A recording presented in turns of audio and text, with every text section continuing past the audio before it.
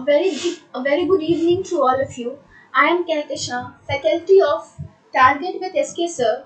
Today we are going to start one of the finest critical work of the great Victorian writer Matthew Arnold, Culture and Anarchy. In my previous lecture, I have already explained about the characteristics of Victorian age as well as the works and the biography of Arnold. Those who have not attained my class, please go through my video that is on YouTube.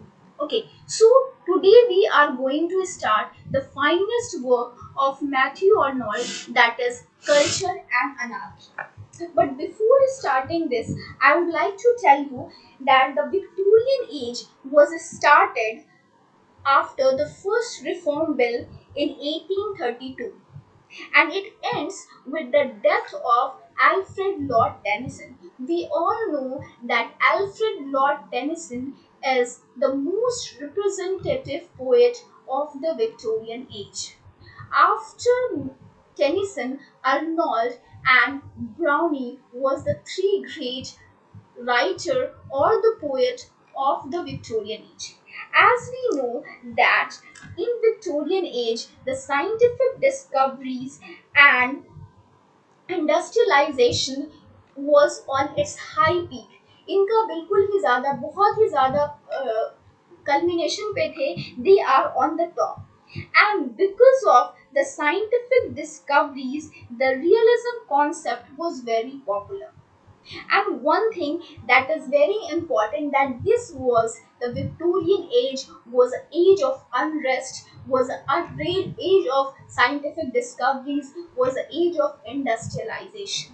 In Victorian age, there was a lots of movement that was important.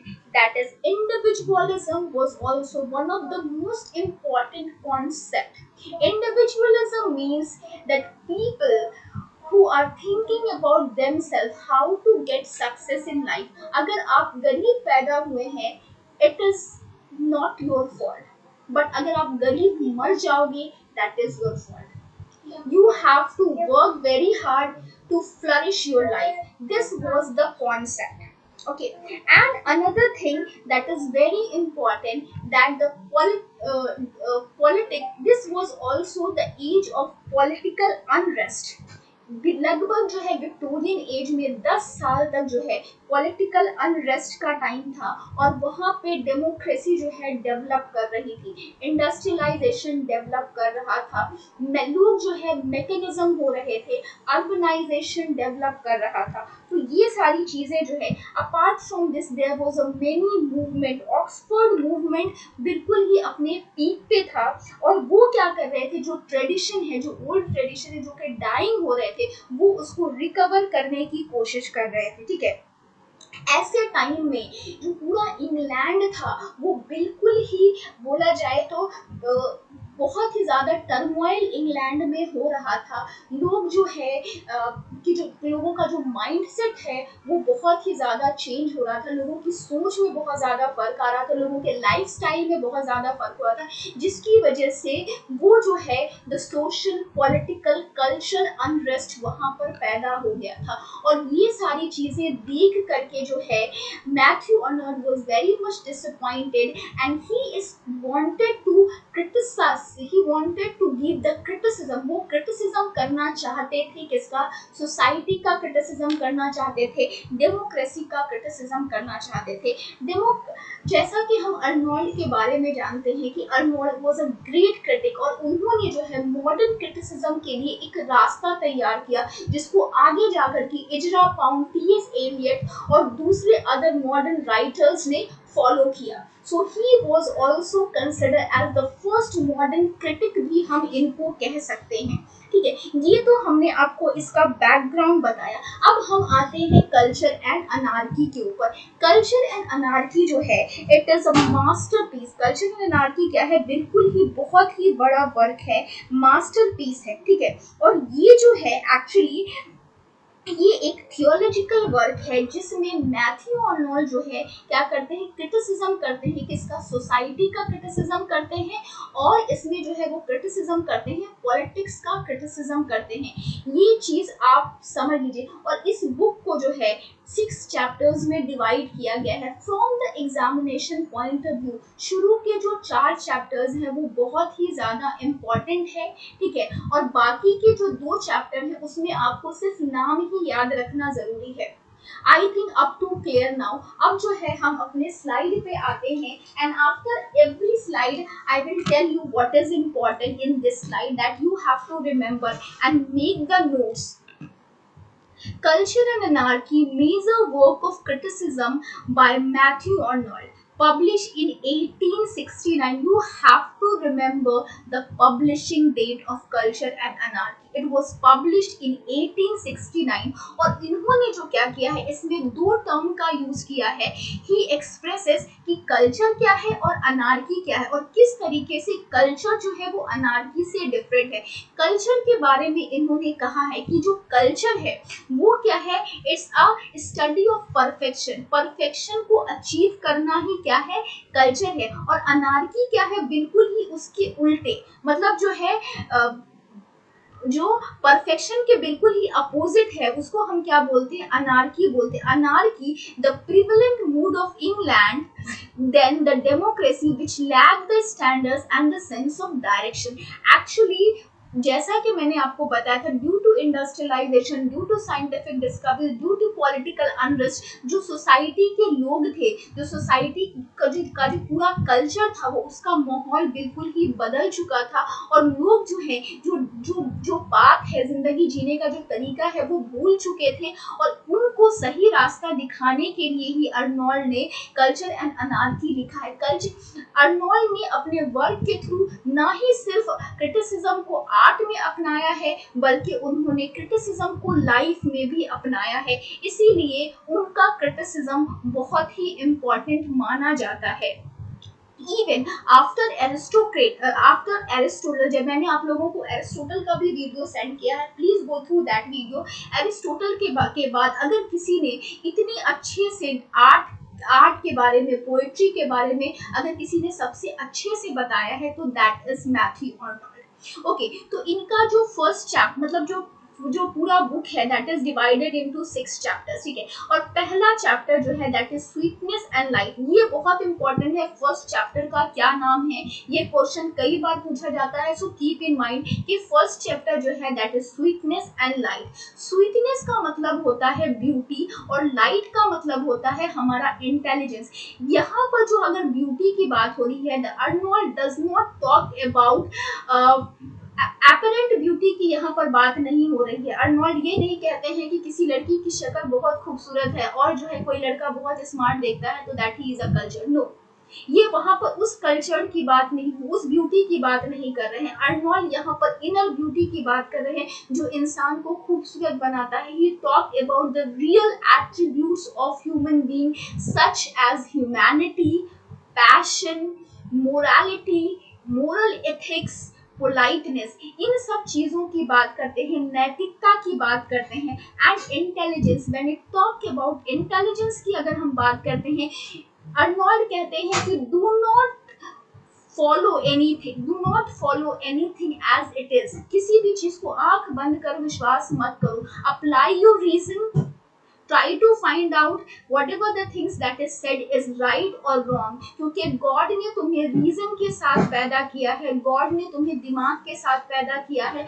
God ने तुम्हें दिल के साथ पैदा किया है। तो God ने तुम्हें अगर दिल के साथ पैदा किया है तो तुम उसके अंदर ह्यूमैनिटी को रखो, उसके अंदर पोलाइटनेस को रखो, अपने संस्कार को कभी भी देखो, और कोई भी चीज अगर आती है तो उसको ऐसे ही एक्सेप्ट मत करो। Use your reason, use your brain and analyse it and then go for it. यहाँ पर जो है स्वीटनेस और डिलाइट के बारे में वो कहते हैं।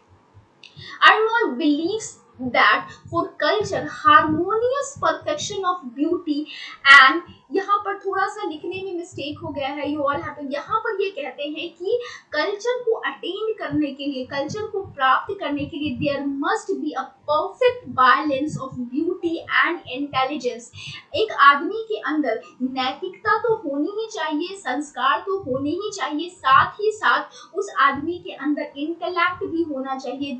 यानी कि जो कल्चर्ड पीपल होगा ना, वो हमेशा जो है ब्यूटी और ब्रेन का क्या होगा, कॉम्बिनेशन होगा। और ये जो टर्म है, ये वाला जो टर्म है स्वीटनेस और लाइट, ये टर्म जो है उन्होंने कहाँ से उठाया है, जोनाथन स्विफ्ट का जो है एक बहुत ही फेमस हीरोइक प्रोज सटायर है the battle of books. Battle of books में जो ये वर्ड है स्वीटनेस और लाइट, इसको पहली बार यूज किया है जोनाथन स्विफ्ट ने। जोनाथन स्विफ्ट के बारे में आप लोग जानते हैं कि he is undoubtedly the most bitter critic. आप लोगों ने इनका बहुत सारी बुक्स पढ़ी होंगी in graduation and in post graduation as well. So he is one of the most bitter writer in English literature. एक चीज और ये कहते हैं कि जो कल्चरल पीपल होते हैं ना, वो हमेशा आइडिया ऑफ इक्वालिटी पे एम्फेसिस देते हैं। उनके अंदर नैरोनेस नहीं होता है, उनके अंदर मीननेस नहीं होता है। जो कल्चरल पीपल होते हैं उनके अंदर कभी भी नैरोनेस नहीं होगा, उनके अंदर कभी भी मीननेस नहीं होगा, कभी भी उनके अंदर प्रिजुडिस नहीं होगा, उनके अंदर कभी भी जो है वर्शिप ऑफ मशीनरी नहीं होगा, वर्शिप ऑफ रिलीजन नहीं होगा, वर्शिप ऑफ गवर्नमेंट नहीं होगा, वर्शिप ऑफ इकोनॉमी नहीं होगा। इसका मतलब क्या हुआ, इसका मतलब ये हुआ कि जो कल्चर्ड पीपल होगा वो कभी भी पैसे के पीछे नहीं भागेगा। कल्चर्ड पीपल जो होगा, अगर रिलीजन के बारे में चर्च अगर कुछ भी बोलता है तो वो आंख बंद करके यकीन नहीं करेगा, अपना रीजन लगाएगा क्योंकि गॉड ने उसे रीजन दिया है। जो कल्चर्ड पीपल होगा वो हमेशा जो है वर्शिप ऑफ लिबर्टी, फ्रीडम है, मतलब मुझे कुछ भी करने का फ्रीडम है तो मैं कुछ भी करूं। फ्रीडम का मतलब क्या होता है, फ्रीडम के बारे में एक सोशलिस्ट ने कहा है कि हमारी फ्रीडम वहां पर खत्म हो जाती है जब आपसे किसी को तकलीफ होने लगे। ठीक है, तो हमें उतना ही फ्रीडम है जिससे किसी को तकलीफ ना हो। हम ऐसी ही बात करें, हमारा अगर फ्रीडम ऑफ स्पीच अगर हमें है तो इसका मतलब ये नहीं कि हम किसी को गाली दे रहे हैं, हम कुछ बोल रहे हैं। तो हमें अपना जो लिमिटेशन है उसको हमेशा याद रखना चाहिए। तो एक कल्चर्ड पीपल जो होगा वो हमेशा उसको अपना जो लिमिटेशन है वो उसको पता होगा और वो हमेशा क्या करेगा, इक्वलिज्म की बात करेगा, उसके अंदर नैरोनेस नहीं होगा। ये हमारा फर्स्ट स्लाइड खत्म हो गया। अब इस फर्स्ट स्लाइड में जो हमारे लिए इंपॉर्टेंट क्वेश्चन है जो एग्जाम में हमारे लिए आ सकते हैं, पहला ये कि ये कब पब्लिश हुआ था, that it is publish in 1869। ठीक है, कल्चर और अनार्की क्या है, ये एक सोशल और पॉलिटिकल वर्क है, मतलब पॉलिटिकल क्रिटिक वर्क है, क्रिटिकल एनालिसिस का ये वर्क है। ठीक है, ये याद है, ये एक थियोलॉजिकल वर्क है। ये चौथा पॉइंट, इसमें जो है कितने चैप्टर्स हैं, 6 चैप्टर हैं। फर्स्ट चैप्टर का क्या नाम है, स्वीटनेस और लाइट, ये बहुत इंपॉर्टेंट है। स्वीटनेस और लाइट फर्स्ट चैप्टर का नाम है। स्वीटनेस का मतलब होता है ब्यूटी और लाइट का मतलब होता है इंटेलिजेंट। और ये जो वर्ड है उन्होंने पहले चैप्टर में क्या कहा है, अगर ये क्वेश्चन पूछा जाएगा तो आप ये लिखिएगा कि there must be a perfect balance of sweetness और लाइट, और there must be a perfect balance of beauty and intelligent. ये क्वेश्चन यहाँ पे हमारा बनता है। दूसरा क्वेश्चन हमारा यहाँ पे बनता है कि जोनाथन स्विफ्ट जो है किसने जो है स्वीटनेस और लाइट को पहली बार यूज किया है। ये क्वेश्चन भी कई बार पूछा जा चुका है। तो आप बोलिएगा कि जोनाथन स्विफ्ट ने पहली बार इस टर्म को यूज किया है बैटल ऑफ बुक्स में। ठीक है, और जो कल्चर्ड पीपल होते हैं वो हमेशा एडवोकेट्स करते हैं, किसकी, इक्वालिटी को एडवोकेट्स करते हैं। I think till now first slide जो है वो पूरी तरीके से क्लियर हो चुका होगा। Now we move to the second slide. अच्छा, कल्चर जो है, culture is never completed because perfection can not be attained. Culture क्या है, ये क्वेश्चन कई बार पूछा है। वो according to Arnold, what is culture? Culture is something to achieve perfection. ठीक है, परफेक्शन को अचीव करना। परफेक्शन क्या हुआ, परफेक्शन का मतलब कि जितनी भी अच्छी चीजें इस दुनिया में कही गई हैं, या जितनी भी अच्छी चीजें यानी कि बेस्ट चीजें इस दुनिया में की गई हैं, उस चीज को अपने नेचर में, अपने एट्रीब्यूट्स में इनकलकेट करना ही कल्चर है। ठीक है। और ये कहते हैं कि जो कल्चर होता है वो कभी भी कंप्लीट नहीं होता है, हमेशा चेंज होते ही रहता है, हमेशा कल्चर जो है वो बदलते ही रहता है। क्यों बदलते रहता है कि अगर आज अगर हम विक्टोरियन एज की बात करें तो कुछ चीजें उस वक्त सही थी, बट वही चीज आज मॉडर्न टाइम में सही नहीं होंगी, ठीक है।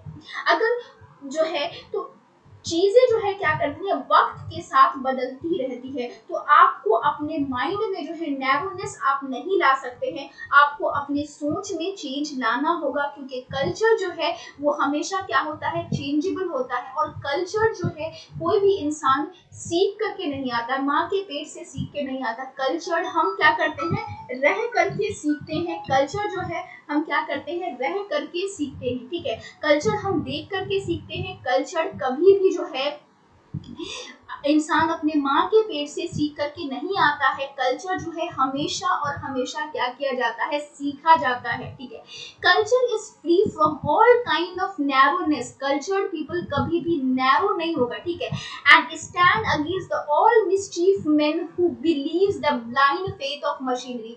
यहाँ पर ये मैंने आपको बताया है और एलाबोरेट करके बताया है कि जो कल्चर्ड पीपल होगा वो कभी भी पैसे के पीछे नहीं भागेगा। रिलीजन में जो कोई भी बात अगर बोल दी गई है, चर्च ने अगर कुछ भी कह दिया, मौलाना ने अगर कुछ भी कर दिया है, पादरी ने अगर कुछ भी कर दिया है, पंडित ने अगर, वो उसकी बात को ब्लाइंडली फेथ नहीं करेगा, because God has given you a reason. जो कभी किसी की चापलूसी नहीं करेगा। तो you have to keep in mind. तो फर्स्ट चैप्टर हमारा यहीं पर खत्म हो जाता है। And the second chapter is doing one's life. जैसा कि इस चैप्टर के टाइटल से ही पता चलता है, जो सेकेंड चैप्टर है वो हमें एक्चुअली बताता है कि what anarchy is all about. Anarchy क्या है ये बताता है, ठीक है। तो पहला चैप्टर जो था, it deals about what is culture, the definition of culture, how to achieve culture, and the second chapter tells that what is anarchy और अनार्की कैसे आती है। अनार्की कैसे आती है? Anarchy is a result of doing as one like on the basis of the freedom to enjoy the act rather than on the consequence of that act.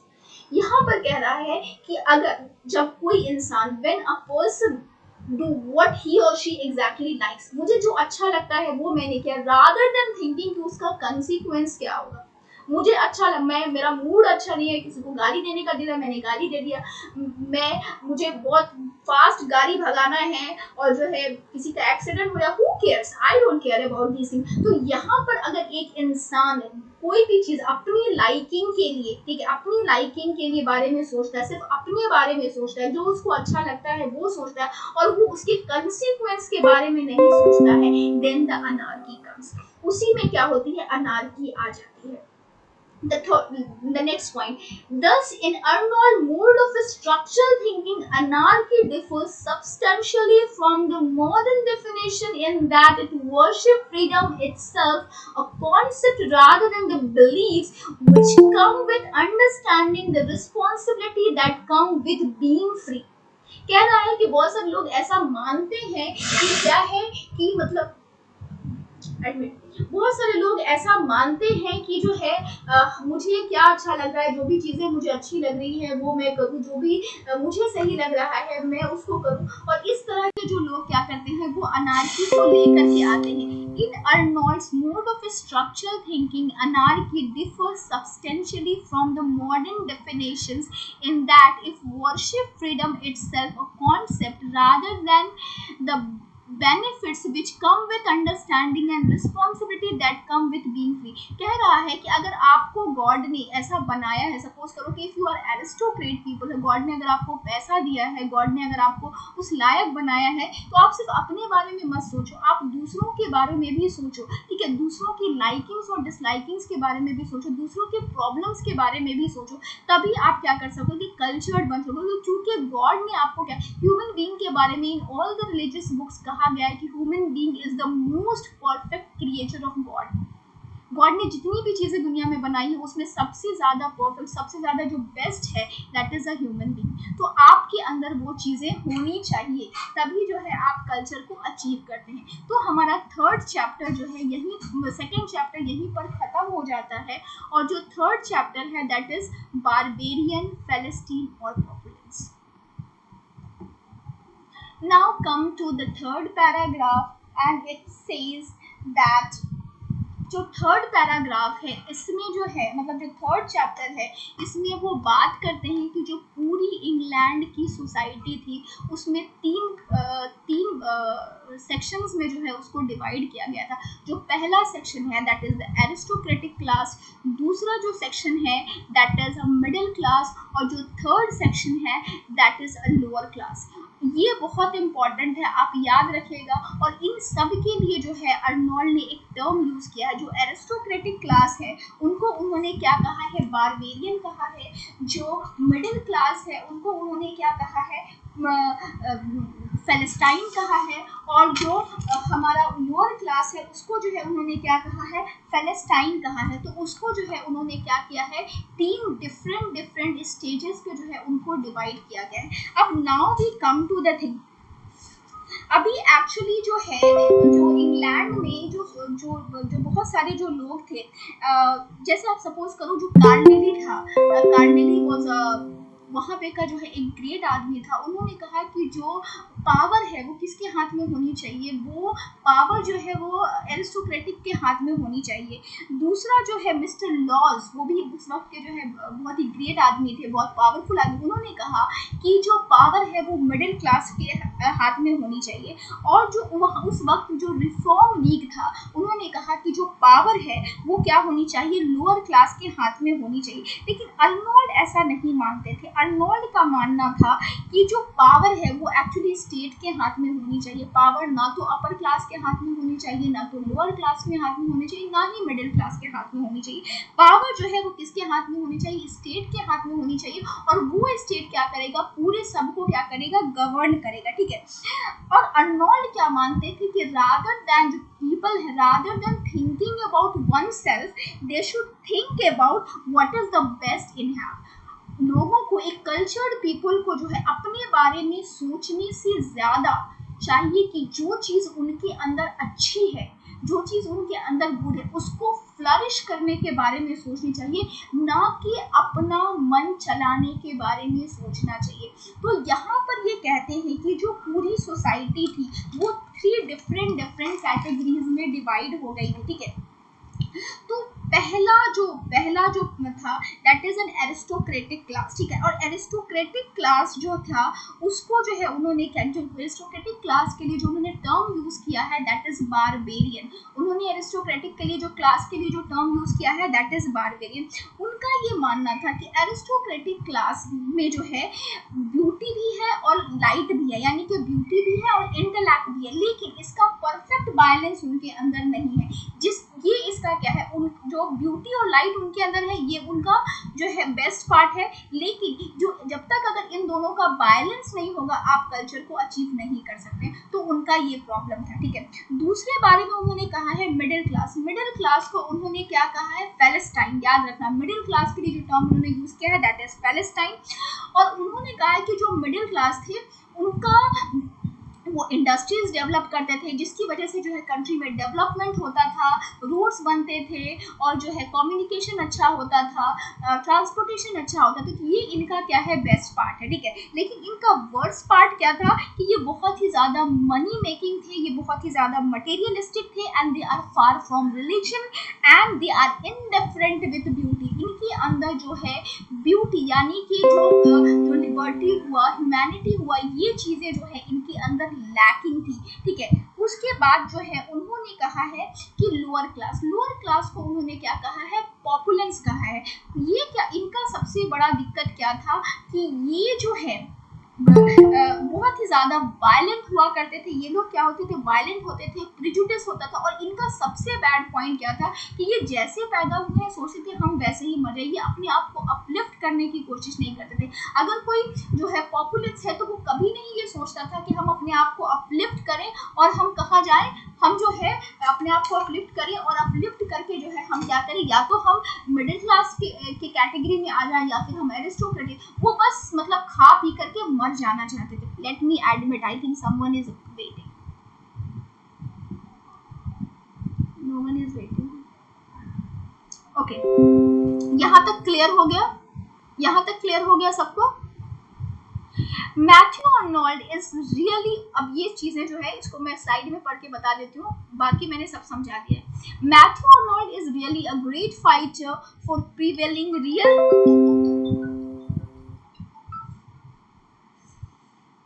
Matthew Arnold is really a great fighter for prevailing real culture in the state of London, in the society of London. He finds the kingdom of materialism that is trying to estrange the real culture.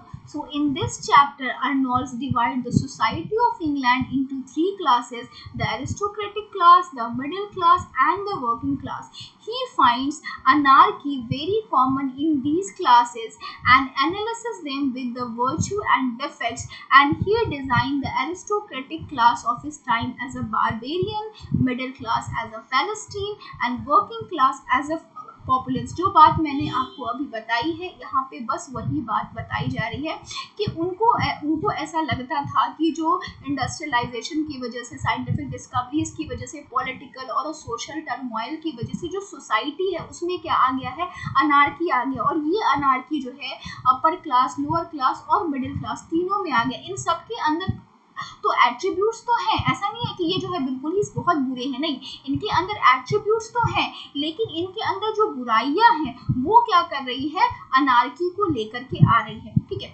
उसके बाद जो है उन्होंने next में क्या किया है, he scrutinized his scrutiny of the three classes of his time proves him a good experienced critic. For aristocratic class, he viewed that this class lacks adequate courage for the resistance. He calls this class the barbarian because it believes in the personal individualism. जैसा कि मैंने आपको बताया है कि उनका क्या मानना था कि जो एरिस्टोक्रेटिक क्लास है, they think about individualism. यहाँ पे individualism को निगेटिव सेंस में यूज किया गया है, और जो विक्टोरियन इंडिविजुअलिज्म है वहाँ पे उसको पॉजिटिव सेंस में। विक्टोरियन इंडिविजुअलिज्म का मतलब हुआ कि अगर हम गरीब हैं तो हम गरीब नहीं रहेंगे, हम मेहनत करेंगे, हम आगे बढ़ेंगे और आगे बढ़ करके जो है कुछ अचीव करेंगे। लेकिन यहाँ पर जो वर्ड इंडिविजुअलिज्म का यूज किया गया है, मतलब व्हाट आई लाइक, जो मुझे अच्छा लगेगा। और यही सबसे ज्यादा बुराई थी किसमें, एरिस्टोक्रेटिक क्लास की सबसे बड़ी बुराई ये थी कि वो अपने बारे में से सोचते थे, they think about I rather than we. उनका वो, they are very much self centred, and उनका जो होल व्यू था, जो होल हॉरिजन था, वो आई से शुरू होकर के आई पर ही खत्म हो जाता है। जैसे अगर आप जो है, I don't want to mention the name, जितने भी अभी आप अगर इंडिया में देखोगे तो जो बहुत ज़्यादा हाई फाई लोग हैं, they are rather bother about the middle class और lower middle class, and even they are not bother about their parents, their society, their children. They want to enjoy their life, they want to do what exactly they like. He calls this class barbarian because they believes in the personal individualism, liberty, and doing as one's like. He has a great passion for sports.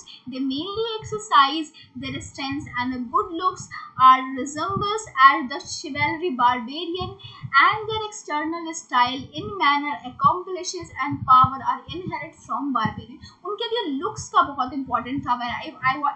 I would like to give an example of Bollywood or Hollywood. They are very much self-centered, and for them they are they are वो जो expand कर दे, वो जो है खर्च करते हैं क्या पैसा बहुत ज़्यादा अपने लुक्स के ऊपर। They spend more and more money on their looks, on sports, on gyms, and जो भी चीज़ें होती उनके ऊपर ज़्यादा खर्च करते हैं rather than they thinking about for the betterment of the society. यही इसमें इनका प्रॉब्लम है। इनके अंदर ब्यूटी तो होती है, इनके अंदर इंटेलेक्ट भी होती है, but there is no perfect balance of beauty and intellect. Now come to the next point. On the other class is a middle class or the Philistines, known as the mundane wisdom experts of industry and the found busy in industrialization and commerce. Their internal inclination is to progress and prosperity of the country by the building cities, railroads, running the great wheels of the industry. They have preceded the great mercantile navy, so they are the emperor builders. Their material progress, the working class is with them and the key of the progress in the hands. जो middle class है उनके बारे में जो है ये कह रहे हैं कि मिडिल क्लास का एक सबसे बड़ा जो गुड पॉइंट है दैट वो क्या करते हैं, प्रोग्रेस की तरफ ले जाते हैं. अगर वो ऑब्वियसली अगर कहीं पर इंडस्ट्री होगी तो वहाँ पर जो लोगों को रोजगार मिलेगा, वहाँ पर जो है रेलवेज अच्छे होंगे, वहाँ पे बिल्डिंग्स बनेगी, वहाँ पे अर्बनाइजेशन होगा. तो ये सब क्या है, इनके अंदर गुड थिंग्स है. लेकिन बैड थिंग क्या है कि they are misbehaving with their workers. उनके जो वर्कर्स होते हैं उनके साथ उनका बिहेवियर अच्छा नहीं होता है. तो कहते हैं, अर्नोल्ड साहब कहते हैं कि अगर आप अपना रिलेशन अपने वर्कर्स के साथ अगर अच्छा नहीं रखते हो, लोअर क्लास के साथ अच्छा नहीं रखते हो, it means you have a prejudice. आपके अंदर क्या है, प्रेजुडिस है और आपके अंदर नैरोनेस है. क्योंकि अगर किसी इंसान के अंदर नैरोनेस प्रेजुडिस नहीं होगा तो वो इक्वालिटी की बात करेगा. एक कल्चर्ड आदमी हमेशा जो है इक्वालिटी की बात करेगा. वो सबको जो है जितने भी लोग हैं, ही और she consider the whole world as a human being. ठीक है, बट यहाँ पर जो है जो लोअर क्लास को as a human being consider नहीं करते थे, ये इनका बैड पॉइंट है. Now come to the last. The other classes is the working class or the populace. The class is known the raw and half developed because of the poverty and other related diseases. ये जो as है वो under develop था क्योंकि इनके अंदर poverty थी, इनके अंदर एजुकेशन की कमी थी, इनके अंदर रिसोर्सेज की कमी थी. This class is mostly exploited by the barbarian और फिलिस्टीन. और इनको जो है एक्सप्लॉइट किया जाता था किसके द्वारा, अपर क्लास और मिडिल क्लास के द्वारा जो है इनको क्या कर दिया था, एक्सप्लॉइट किया था. The author finds the democratic arouse in the class because they are getting political consciousness and are coming out of their hiding place to assert an Englishman having won privilege of doing as he likes, meeting when he likes, going and what he likes and breaking what he had. अब ये कह रहे हैं कि इनका जो है problem ये था कि इनके पास एजुकेशन की कमी थी, इनके पास जो है नॉलेज की कमी थी. लेकिन इनका ये जो है सताए होते थे किसके, हायर क्लास और मिडिल क्लास. बट इनका प्रॉब्लम क्या था कि अपने आप को अपलिफ्ट करने की कोशिश नहीं करते थे, अपने आप को आगे बढ़ाने की कोशिश नहीं करते थे. ठीक है, इनको बस इनके जीवन का होता था कि बस खा पी के मर जाना है. ठीक है, और ये बहुत ही ज़्यादा वायलेंट होते थे. They are sometimes they are using the brutal language, they use abusive language. तो ये चीज़ें जो है क्या करती है, एक इंसान को जो है क्या करती है, खराब बनाती है. उसके अंदर जो है अनार्की को इनकलकेट करती है और कल्चर से क्या करती है, उसको दूर करती है.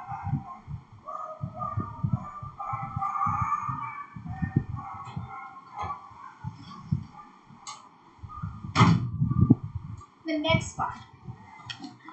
अब जो है इन्होंने सबके बारे में जो है एक ब्रीफली दिया है. Barbarian cares for empty matters, यानी कि एरिस्टोक्रेटिक पीपल जो थे वो इम्पटी मैटर्स, फ्यूटाइल इशूज जैसे लुक्स है, जैसे जिम है, अभी कहो तो अपने लुक्स के ऊपर, अपने खाने के ऊपर, अपने जो है एक्सरसाइज के ऊपर, अपने घर के ऊपर, fashion, plastic surgery and different types के जो थिंग, जो इम्पटी मैटर्स है, जो फ्यूटाइल इशू है, they cares for it and they वो खर्च करते थे अबंडेंटली. ठीक है, द फेलिस्टाइन और the middle class here's the self satisfied, they neither challenge the upper class और द लोअर क्लास. और जो यहाँ पर एक मिस्टेक हो गया है, यहाँ पे द फेलिस्टाइन और द मिडिल क्लास, हाँ sorry, the Philistine and the middle class satisfied by neither challenging the upper class not uplifting the. ये जो फेलिस्टाइन जो मिडिल क्लास थे वो क्या करते थे, मतलब मनी मेकिंग के बारे में सोचते थे. वो जो है जो अपर क्लास है ना तो उनको चैलेंज करते थे और ना ही लोअर क्लास को अपलिफ्ट करने की कोशिश करते थे. यहाँ पर जो है थर्ड पॉइंट में फेलिस्टाइन नहीं होगा, पॉपुलेंस होगा. ये बाय मिस्टेक लिख गया है, इसको आप लोग करेक्ट कर लीजिएगा. When I will send you the PPT students I will correct it. Okay, तो यहाँ पे आप इसको समझिए. जो फेलिस्टाइन होते थे और जो लोअर क्लास है, consider that they never reach the status of barbarian, so they desire to become like a populace. उनको लगता था कि मैं जो हूँ कभी भी जो है अचीव नहीं कर पाऊंगा, बिल्कुल जो है मतलब जो मिडिल क्लास है और जो लोअर हायर मिडिल क्लास है या फिर जो है हायर क्लास है, उनको मैं वहां तक नहीं पहुंच पाऊँ. इसलिए वो जैसे थे वो अपने आप को अपलिफ्ट करने की कोशिश नहीं करते थे. अब जो है हमारा fourth and the last important chapter जो है दैट इज हेब्रेनिज्म एंड हेलेनिज्म. हेब्रेनिज्म का मतलब होता है, आप इसको बहुत ही अच्छे से समझने के लिए आप याद रखिएगा, इसमें वो कहते हैं कि इंग्लिश पीपल जो है, जो अर्नोल्ड साहब कहते हैं कि इस चैप्टर में वो कहते हैं कि जो इंग्लिश पीपल है उनके अंदर एनर्जी तो थी बहुत, लेकिन इंटेलेक्ट की कमी थी, ठीक है। और हिब्रूलिज्म का मतलब क्या होता है? हिब्रू जो है एक्चुअली ये क्या है, it is a kind of religion है, और ये sorry it is a kind of a language है। हिब्रू जो है इज अ लैंग्वेज है, इज अ लैंग्वेज जिसमें बाइबल को लिखा गया था, पहली बार बाइबल को लिखा गया। तो आप लोग इसको इस तरीके से एग्जाम में याद रखिएगा कि हिब्रूलिज्म यानी कि हिब्रू क्या है, एक लैंग्वेज है, और कैसी लैंग्वेज है, जिसमें बाइबल को लिखा गया है। और अगर बाइबल की बात आती है तो ऑब्वियसली मोरालिटी की बात आती है, ह्यूमैनिटी की बात आती है, ठीक है। क्या रिलीजन की बात आती है, सपोर्ट ऑफ रिलीजन की बात आती है, ठीक है। दूसरा जो टर्म है हेलेनिज्म। हेलेनिज्म जो है एक्चुअली ये जो है ग्रीक सिस्टम की बात करते हैं, ठीक है। हेलेनिज्म जो है वो ग्रीक सिस्टम की बात करते हैं। और हेलेनिज्म क्या कहते हैं, अब यहाँ पे देखिए, अर्नोल्ड चैप्टर 4 का नाम है Hebraism and Hellenism. Hellenism, Arnold suggests for achieving culture one should adopt Hellenism. कहता है कि हेलेनिज्म को उन्होंने ज़्यादा इंपॉर्टेंस दिया है इन कंपेयर टू हिब्रूलिज्म। कहते हैं कि अगर कल्चर को हमें अचीव करना है तो हमें हेलेनिज्म को ज़्यादा इंपॉर्टेंस देना चाहिए। अगर कोई इंसान, पहले तो वो कहते हैं कि अगर कोई आदमी जो है हेब्रेनिज्म और हेलेनिज्म दोनों को जो है परफेक्ट बैलेंस बना करके चले तो बहुत अच्छी बात है, वो कल्चर को अचीव कर लेगा। लेकिन फिर वो कहते हैं कि मेरी नज़र में क्या है, हेलेनिज्म जो है वो ज़्यादा इंपॉर्टेंट है, ठीक है। Hellenism a more holistic, intellectual and intellectual transformation to see things as truth. Hellenism का मतलब होता है कि किसी भी चीज़ को मतलब देखना उस तरीके से जैसा वो है, उसमें मतलब किसी भी चीज़ को exactly देखना, ठीक है। It seeks knowledge and see things at in. Knowledge प्राप्त करना, किसी भी चीज़ के बारे में ज़्यादा से ज़्यादा नॉलेज प्राप्त करना, और क्या करना, उसको उस तरीके से देखना जैसे वो एग्जैक्टली है। और अब देखो, याद रखना हेलेनिज्म किस चीज़ के बारे में बताता है। हेलेनिज्म जो है वो क्या है, एक एंशिएंट ग्रीक सिस्टम है, और वो कहता है कि हेलेनिज्म क्या है, किसी भी चीज़ को उस तरीके से देखना जैसे वो है, ठीक है। और मोर ज़्यादा से ज़्यादा क्या करना, नॉलेज को गेन करना, ठीक है, ज़्यादा से ज़्यादा नॉलेज को गेन करना। लेकिन हेब्रेनिज्म क्या है, हेब्रेनिज्म क्या करता है, रिलीजन को सपोर्ट करता है, ठीक है। और फिर क्या है, Hebraism that describes the quality, characters, nature or the method of thoughts or the system of a religion to the Hebrew people. जो हिब्रू पीपल थे, यानी कि हिब्रू के जो पीपल थे, यानी हिब्रू जहाँ पर हिब्रू लैंग्वेज बोली थे, वहाँ के लोगों की क्वालिटी को, कल्चर को, नेचर को, मेथड्स को, थॉट्स को क्या करना, अडॉप्ट करना। It is a sense that Arnold contrast Hebraism और हेलेनिज्म। यहाँ उन्होंने क्या किया है, हेब्रेनिज्म और हेलेनिज्म दोनों को क्या किया है, डिफरेंशिएट किया। Arnold said that both should be work together in harmony by right of a reason and talk about great ideas to know the great energy और कहता है कि अगर ये दोनों मिलकर के साथ में अगर काम करते हैं तो बहुत ही अच्छी बात है। हम क्या कर सकते हैं, इटर्निटी को अचीव कर सकते हैं, हम जो है वो अचीव कर सकते हैं, किसको, कल्चर को अचीव कर सकते हैं। लेकिन फिर उन्होंने कहा है कि जो हेलेनिज्म है वो ज़्यादा इम्पॉर्टेंट है, ठीक है। हिब्रूलिज्म के बारे में वो कहते हैं कि हिब्रूलिज्म में क्या होता है, एक्ट पे ज्यादा इंपॉर्टेंट होता है, ठीक है। Doing is more important than doing. जानना किसी भी चीज को इम्पॉर्टेंट है, लेकिन करना मतलब उसको व्यवहार में लाना ज्यादा इम्पॉर्टेंट है। और जो हिब्रूलिज्म है वो किस पे बेस्ड था, रिलीजन पे बेस्ड था, और ये जो है ओबीडियंस पे बेस्ड था। लेकिन हेलेनिज्म जो है उसका मतलब क्या होता है, इग्नोरेंस को मतलब क्या करो, गेट रिड ऑफ इग्नोरेंस, हो जाओ और see things as it is. और जो है इसके अंदर जो है मतलब जो हेलेनिज्म है उसके अंदर ब्यूटी भी पाई जाती थी और स्वीटनेस भी पाई, यानी कि स्वीटनेस और लाइफ दोनों पाए। अब हम इसको एक नटशेल में तुम लोगों को समझा देते हैं कि चैप्टर 4 जो है वो डील करता है किससे, हेब्रेनिज्म और हेलेनिज्म से। हेब्रेनिज्म क्या है, याद रखना, एक लैंग्वेज है, या इसको याद रखने का तरीका, एक लैंग्वेज है जिसमें पहली बार किसको लिखा गया था, बाइबल को लिखा गया था। और ये जो है हमें बताता है कि जो हिब्रू के जो पीपल हैं उनके कल्चर को, उनके स्टाइल को, इन चीज़ों को क्या करना, एडॉप्ट करना। या फिर अगर हम इसको इस तरीके से समझे कि मोर मतलब जो है जो जो कल्चर थी जैसे कि ह्यूमैनिटी हुई, ये सारी चीजें जो है इसको रिलीजन पे ज्यादा फोकस दिया गया है, डूइंग पे ज्यादा फोर्स दिया गया है, ठीक है। लेकिन हेलेनिज्म क्या है, हेलेनिज्म क्या है कि हेलेनिज्म जो है एंशिएंट ग्रीक सिस्टम है, और यहाँ पर ब्यूटी भी पाई जाती है और यहाँ पर जो है लाइट भी पाया जाता है, ठीक है। ब्यूटी और लाइट, और कहा जाता है स्वीटनेस और लाइट दोनों ही इसमें पाया जाता है, और कहता है कि ज्यादा से ज्यादा नॉलेज को गेन करो। हेलेनिज्म क्या कहता है कि ज्यादा से ज्यादा नॉलेज को गेन करो और अपना दिमाग लगाओ, रीजन लगाओ कि क्या सही है और क्या गलत है। अंधे की तरह मत भागो किसी भी चीज के बारे में। अब हमारा जो 5th चैप्टर है दैट इज प्रो ऑनम एस्ट नेसेस्टेरियन, ये बहुत ही ज्यादा इंपॉर्टेंट नहीं है। इसका मीन एक लैटिन वर्ड है और इसका मतलब क्या होता है, but one thing is needful. This essay was written at the time when the Puritans dominates to discourse of the British theology, and for one needful things more virtuous above all else and Walton Puritan। कह रहा है कि जो Puritans लोग जो थे ना, उन लोग रिलीजन पे ज्यादा फोकस था उनका, और रिलीजन का इम्पोर्टेंस इतना ज्यादा हो गया था उस टाइम में कि हर चीज में रिलीजन का इंटरफेरेंस होने लगा था। रिलीजन का इंटरफेरेंस से मतलब है चर्च का इंटरफेरेंस जो है क्या हो गया था, बहुत ज्यादा हो गया था। और चर्च की एक्सेस इन्फ्लुएंस की वजह से या फिर इंटरफेरेंस की वजह से जो है एक लिटरेरी वर्क में जो है इम्बैलेंस क्रिएट हुआ, सोसाइटी में इम्बैलेंस क्रिएट हुआ, जिसकी वजह से जो है वो अनार्की आई। उसके बाद जो है जो हमारा लास्ट चैप्टर है that is that is liberal practitioner. और लिबरल प्रैक्टिशनर के बारे में क्या कहते हैं कि जो लिबरल प्रैक्टिशनर है, 1 मिनट, स्लाइड इन देयर।